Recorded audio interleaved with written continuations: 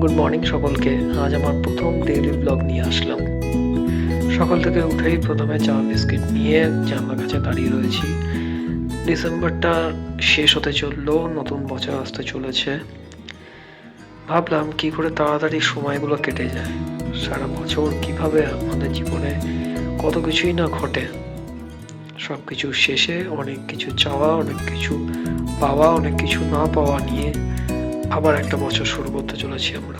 যাই হোক, তারপরে আমার ব্রেকফাস্টের পালা। ব্রেকফাস্টে ছিল ওটস আর ডিম সেদ্ধ। তারপর রেডি হয়ে নিচ্ছি। রেডি হয়ে আমাকে বেরোতে হবে, কয়েকটা জিনিস কেনার আছে বাড়ির। বাইরে দেখো কি সুন্দর মাছের বাজার বসেছে, টাটকা শাক সবজি, এগুলো দেখলেই মনটা ভরে যায়। শীতকাল মানেই টাটকা শাক সবজি।